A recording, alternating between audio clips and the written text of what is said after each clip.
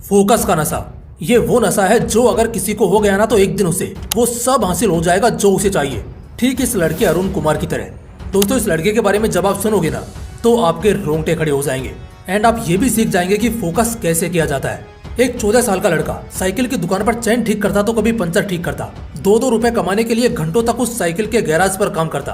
किसी एक को भी 1% की भी उम्मीद नहीं थी कि उस लड़के के जीवन में कभी कुछ बदलेगा, सिवाय खुद उस लड़के के।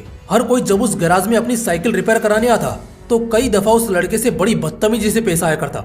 उसको बच्चा समझकर कुछ हरामी लोग उसके पैसे भी काट लिया करते, जिस वजह से वो मालिक की गाली खाता वो अलग से। लेकिन मजबूरी थी वो 2 वक्त का खाना, इसलिए उसे काम तो करना ही पड़ता था। एक दिन की बात है जब लाल बत्ती में कोई बहुत बड़ा अधिकारी वहाँ आया हुआ था जब वो लड़का काम करता था। दरअसल वो एक स्कूल के उद्घाटन के विषय में आए थे। उस लड़के को कुछ नहीं पता था कि यह अधिकारी कौन है, कहाँ से आए हैं, इनका क्या लेना देना है और ये क्यों आए हैं। बस एक चीज जो वो बहुत अच्छे से गौर कर रहा था वो था कि लोग उसकी बड़ी इज्जत कर रहे थे। कोई उसके सामने ज्यादा बोल नहीं रहा था, बल्कि सब उसको सरसर करके बात कर रहे थे। उसने अपने दिमाग में एक बात सोची कि यार, एक ये साहब है जिनके आने मात्र से पूरी की पूरी बस्ती ऐसे व्यवहार कर रही है जैसे ये कहीं का राजा हो, और एक तरफ मैं हूँ जो इतने शांति से अपना काम करता हूँ, किसी को परेशान भी नहीं करता, तब भी लोग मुझे गालियां देते हैं, 4 बातें सुनाते हैं। खैर, उस रात वो लड़का सो नहीं पाया। वो सारी रात बस यही सोचता रहा कि मेरे साथ ऐसा क्यों हो रहा है, मुझ में और उस आदमी में क्या फर्क है। मैं तो जबकि लोगों के काम आता हूँ और वो तो गाड़ियों में आता है। उसे अपने सवाल का जवाब नहीं मिल पा रहा था। अगले दिन जब वो गैराज पहुंचा तो अपने मालिक को पूछा कि मालिक, जो कल साहब आए थे, लोग उसको इतनी इज्जत क्यों दे रहे थे और वो कौन साहब थे। इस पर गैराज का मालिक बोला, तुझे क्या है, तुझे क्या करना है। लेकिन उस लड़के के 2-3 बार पूछने पर उस मालिक ने बताया, कल डीएम साहब आए थे स्कूल के उद्घाटन के लिए। इस पर उस लड़के ने फिर से जिद करके पूछा, लेकिन ये डीएम कैसे बनते हैं। वो गैराज का मालिक बोला, उसके लिए बहुत पढ़ना पड़ता है, बहुत विद्वान होना पड़ता है, उसके लिए बाज की नजर और ऋषि मुनियों जैसा फोकस चाहिए होता है। ये बात उस लड़के के दिमाग में छप जाती है। वो लड़का शाम को घर जाता है और लगभग आधी रात तक जागकर बस यही सोचता है कि इस जिंदगी से उस जिंदगी तक का सफर वो कैसे तय करेगा। वो पैसे बचाता है और पैसे बचा बचाकर वो अपने लिए किताबें खरीदता है और किसी तरह अपनी पढ़ाई शुरू करता है। एक सरकारी स्कूल के माध्यम से वो पढ़ता और रात को काम करता।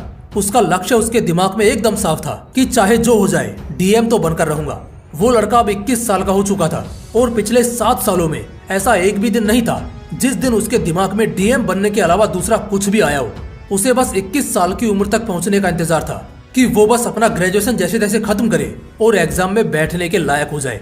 उसके पास अब 1 साल बचा था तैयारी करने को। उसने इतने पैसे जुटा लिए थे कि अगर अगले 6 से 8 महीने वो काम ना भी करे तब भी उसका खर्च चल जाएगा। अगले 6 से 8 महीनों के लिए वो पूरी तरह अपने डीएम बनने के सपने को दे देता है। पहला महीना वो रगड़कर मेहनत करता है, वो खूब मेहनत करता है, दिन रात सिर्फ और सिर्फ पढ़ता रहता है। 3 और महीने बीतते हैं। वो सिर्फ 1 वक्त का खाना खाता और बाकायदा पूरा दिन सिर्फ और सिर्फ अपने किताबों से चिपका रहता। जैसे जैसे उसका एग्जाम नजदीक आ रहा था उसके पढ़ने के घंटे भी बढ़ते जा रहे थे। इसी तरह 4 महीने बीत चुके हैं। तभी अचानक एक रात वो अपनी पढ़ाई खत्म करके जैसे ही चटाई बिछाकर सोने की तैयारी कर रहा होता है कि उसे उसी वक्त चक्कर आ जाता है और वो गिर जाता है। अब भला उस गरीब को देखने वाला कौन होगा, इसलिए वो बेचारा खुद ही 1-2 घंटे बाद जब होश में आया तब खुद को संभालते हुए उठता है और फिर जो थोड़ा खाना बचा था उसे अपने लिए परोसता है। खाने के लिए उसने अभी पहला निवाला रखा ही था कि तभी उसको उल्टी हो जाती है। सारी रात वो उल्टी करता रहता है। अगली सुबह जैसे तैसे थोड़ा सो लेने के बाद जब उसकी आंख खुलती है तब उसका पेट हल्का दर्द करना शुरू करता है। वो कुछ समय के लिए इसे नजरअंदाज करता है और रोज की तरह अपना काम करता है। फ्रेश होकर पढ़ाई करने बैठता है। पेट दर्द अब भी कर ही रहा था तो वो बाहर जाकर कुछ दवाई ले आता है और कुछ खाकर पढ़ाई शुरू करता है। दिन के 6 से 7 घंटे लगातार पढ़ने के बाद अब कहीं जाकर उसको थोड़ा सा चैन मिलता है और शाम को वो थोड़ा टहलने के लिए निकल जाता है। धीरे धीरे करके वक्त गुजरा। अब बस 1 महीना रह गया था एग्जाम को, जिसका इंतजार इस लड़के को पिछले 7 साल से था। तभी अचानक एक दिन फिर से इसका पेट दर्द करना शुरू कर देता है। इस बार इसका पेट इतना दर्द करता है कि वो अब सहने लायक नहीं था। उसे मजबूरन डॉक्टर के पास जाना ही पड़ता है। वो डॉक्टर के पास जाता है और चेकअप के बाद उसे पता चलता है कि उसे किडनी स्टोन है, उसके पेट में पथरी है। ये सुनकर उसे झटका लगता है। डॉक्टर ने कहा कि या तो ऑपरेशन करा लो या फिर दवाई लो, शायद गल जाए, मगर ये दर्द बहुत देगा अगर ऑपरेशन नहीं कराया तो। वो मन ही मन सोचने लगा कि अब ऑपरेशन का खर्चा कहाँ से लाऊंगा। कुछ पैसे बचाए हैं जो अगर इसी में लगा दिए तो अगले 1 महीने खाऊंगा क्या और एग्जाम कैसे निकालूंगा। बस इन्हीं सब बातों को दिमाग में रखकर वो अपने घर लौटता है। वो बस भगवान से इतनी दुआ करता है कि बस कम से कम 1 महीने तक उसे कोई दिक्कत ना हो ताकि वो अपनी पढ़ाई अच्छे से कर सके। लेकिन भगवान ने उसके लिए कुछ और ही सोच रखा था। अब उसके साथ थोड़ा अजीब होने लगा। रोज तो नहीं, लेकिन अक्सर 1-2 दिन में उसे दर्द होता ही था, और ये दर्द तब ज्यादा होता जब वो कुछ भी खाना खाता था। अब जाहिर सी बात है, वो खाना कैसे छोड़ सकता है। खैर, उसने पहले के महीनों में जमकर पढ़ाई की थी, इसलिए अभी बस उसे रिवीजन ही करना था। वो पढ़ता रहा और पढ़ाई के साथ साथ वो उस दर्द को भी सहता रहा। लगभग 7 दिन में उसकी परीक्षा थी और आखिरकार उसने अपनी सारी पढ़ाई कर ही ली थी। अब वक्त आ चुका था उसे अपनी जिंदगी की सबसे बड़ी परीक्षा देने का। आखिरी दिनों में तो मकान मालिक तक ने उसे घर से निकाल दिया था, क्योंकि उससे घर का किराया नहीं दिया जा रहा था। अब क्या करे बेचारा, सारे पैसे खत्म हो चुके थे। तो इस बीच वो अपने एक दोस्त के घर पर रहता है, लेकिन एग्जाम से एक रात पहले अचानक बिजली चली जाती है। अब कल दोपहर को उसे परीक्षा में बैठना है। अब अगर वो आज बिना पढ़े सो गया तो हो सकता है उसके इतने सालों की मेहनत पर ये अकेला दिन भारी पड़ जाए। इसलिए वो उस रात सड़क के बीचों बीच स्ट्रीट लाइट्स की रोशनी में बैठकर पढ़ता है। गाड़ियां एक के बाद एक गुजर रही थी, लेकिन उसका फोकस सिर्फ और सिर्फ उसके किताब पर था। वो सिर्फ और सिर्फ पढ़ता रहा। नींद आ गई तो रात को फुटपाथ पर ही सो गया। अगले सुबह दोस्त के घर गया, जहां वो कुछ दिनों की मोहलत मांगकर रह रहा था। फ्रेश हुआ और नाश्ता करके सीधा एग्जामिनेशन सेंटर पहुंचा। वहां स्टूडेंट्स की भीड़ देखकर उसे थोड़ी घबराहट महसूस हुई, लेकिन फाइनली वो शुभ घड़ी आई गई जिसका उसे सालों से इंतजार था। वो एग्जाम में बैठा। प्रीलिम्स उसका निकल चुका था और वो मेंस के पहले पेपर में बैठा था। आज पहला पेपर उसका बहुत अच्छा गया। उसे आज क्वेश्चन पेपर देखकर डर नहीं लग रहा था दूसरे कैंडिडेट्स की तरह, बल्कि उसको तो मजा आ रहा था। वो बड़े आराम से आज अपना पहला पेपर खत्म कर लेता है और शाम को बड़े आराम से बैठकर इस बारे में सोच रहा होता है। ये सब उसके वनवास का नतीजा था। उसे बस सिर्फ 2 बातों का डर था। पहला कि जिस तरह आज का उसका पेपर गया, उसी तरह उसके सारे पेपर्स जाने चाहिए, और जो उसको किडनी स्टोन की तकलीफ है उससे बस उसे कुछ दिनों की राहत मिल जाए, एटलीस्ट एग्जाम तक। उसके सभी पेपर्स बहुत अच्छे जाने लगते हैं। बस एक आखिरी पेपर रह गया था। उस आखिरी पेपर से पहले तक उसकी सारी तैयारी हो चुकी थी और वो खुद को इस साल का डीएम बनते भी देख रहा था। लेकिन तभी बस सुबह सुबह जब वो उठता है तो उसके पेट में हल्का दर्द शुरू हो जाता है। वो हल्का गुनगुना पानी पीता है, मगर इससे भी उसे कोई राहत नहीं मिलती। किसी तरह वो एग्जाम सेंटर पहुंचता है। तब तक दर्द बढ़ चुका होता है।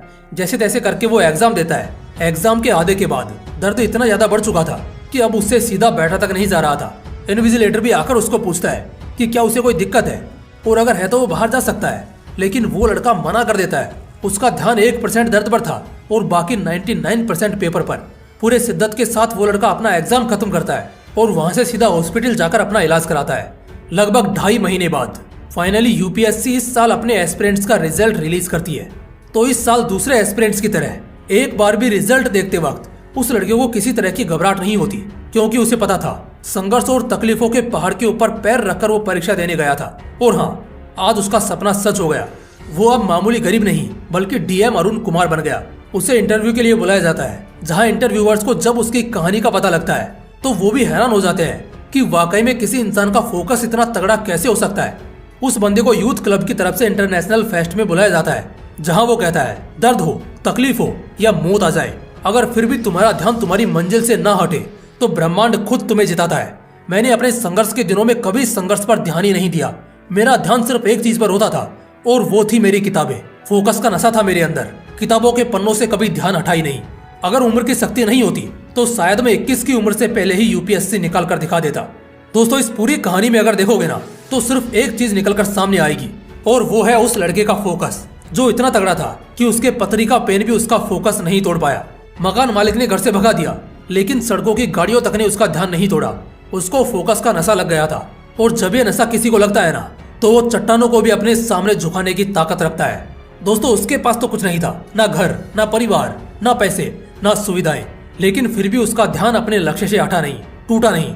तुम्हारे पास तो सब कुछ है, साला ध्यान इतना तगड़ा होना चाहिए कि सामने बवंडर की लहर भी निकल जाए, लेकिन जिस भी चीज पर ध्यान होना उससे हटना नहीं चाहिए। अगर ऐसा फोकस का नशा आपको भी चढ़ा ना तो फिर किसी का बाप भी आपको कामयाब होने से नहीं रोक पाएगा। दोस्तों, अगर वीडियो अच्छा लगा, इससे आपको कुछ सीखने को मिला, तो इसे एक लाइक करना और अपने दोस्तों के साथ जरूर शेयर करना। बाकी फिर मिलते हैं इसी तरह के एक और बवाल वीडियो के साथ। जय हिंद, जय श्री कृष्ण।